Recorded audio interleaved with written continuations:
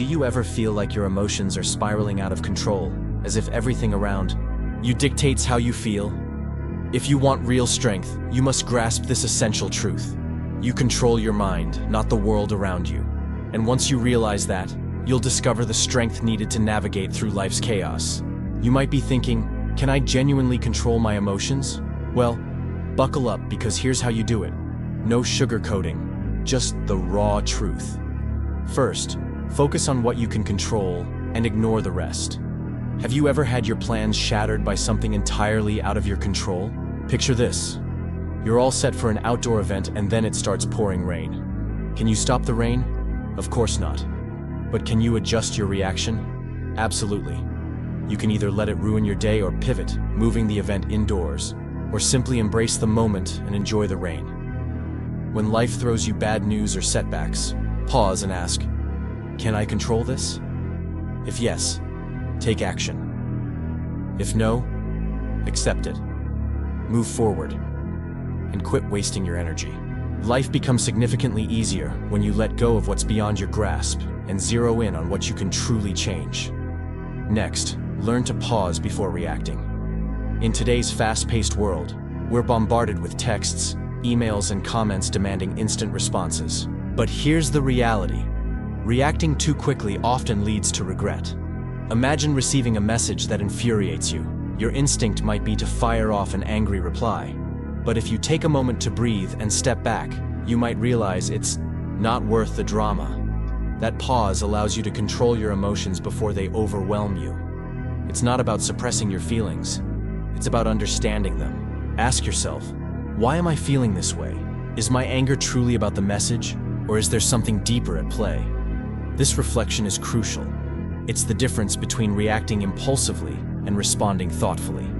Leaders, the AEI, successful ones, master this skill.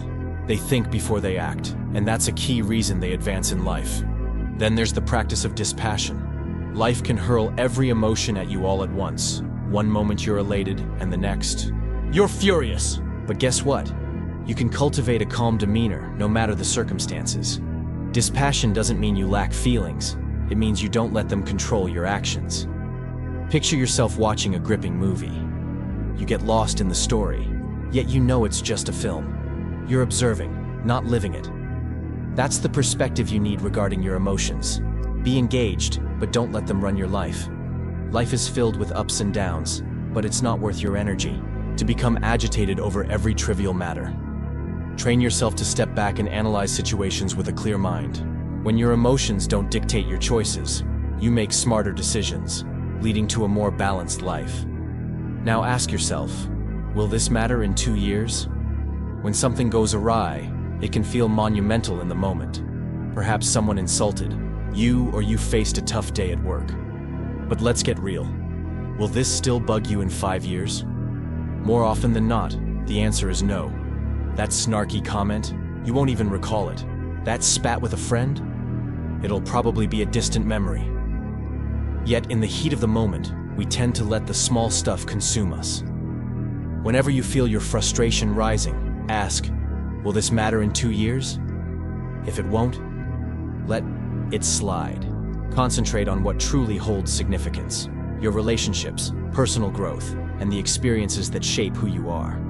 Obstacles, too, are opportunities in disguise. Life will throw hurdles your way. You can choose to let them defeat you, or you can leverage them to grow. Lost your job? Perhaps it's time to discover a career that ignites your passion. Faced rejection? Use that as a chance to better yourself and come back stronger. Every challenge holds a lesson. You just need the willingness to recognize it. Next, practice gratitude. Gratitude is an immensely powerful tool. It shifts your focus from what's lacking to what you already possess. When you concentrate on the good in your life, you'll feel a sense of contentment, even when circumstances aren't ideal. Gratitude grounds you, reminding you that life isn't merely about chasing the next big achievement. By acknowledging the positives in your life right now, you stop fixating on what's absent. But what if these strategies seem ineffective? Then it's time to manage your emotional responses afterward. This can be a tough road, but quick fixes, like bottling up your feelings or relying on substances, often worsen the situation in the long run. Opt for healthier approaches, such as taking a walk, engaging in deep breathing exercises, or confiding in someone you trust. The more you practice these techniques, the more natural they will become. Just recognizing your emotions and their origins is a significant step toward gaining control. Now, should you strive to maintain a constant good mood? Not necessarily. It's essential to clarify what good mood means. We often think we should avoid sadness and frustration at all costs, but no emotion is strictly good or bad. They're either helpful or unhelpful, depending on the context. For instance, feeling sad when a friend experiences a loss enables you to empathize and support them effectively. Conversely, forcing a smile through a fleeting annoyance might be reasonable. Emotional reactions, like feeling angry after an argument, aren't inherently problematic. They're simply human feelings. The real issue arises when we allow those emotions to take control or confuse them with the underlying problem. Instead of fixating on anger, seek to identify the actual issue. Perhaps a misunderstanding or hurt feelings. By separating your emotions from the true problem, you'll manage situations more effectively without letting feelings exacerbate the conflict. Balance is key. You don't need to ignore your emotions, but you also don't have to maintain a facade of perpetual happiness. Studies indicate that obsessing over happiness can be counterproductive. It may lead to feelings of guilt or frustration for being upset, or disappointment for not experiencing enough joy. Embracing sadness occasionally is perfectly okay. Reassessing the situation helps you accept those feelings and reminds you that better days are ahead. If you resonated with this content, hit the like button. It aids others in discovering this message, which in turn supports me. If you're new to this space, consider subscribing. Thank you for being here, and until next time, let's continue to grow together. But why does controlling your emotions matter so much? Because emotions are the lens through which we interpret the world. If your lens is clouded with negativity, even the brightest moments can seem dim. Conversely, a clear and balanced emotional lens allows you to see opportunities where others see obstacles. Imagine waking up on the wrong side of the bed. Everything feels off. Coffee spills, traffic crawls, and your day feels doomed before it's even started. But pause for a moment. What if, instead of spiraling, you chose to reset your emotional state?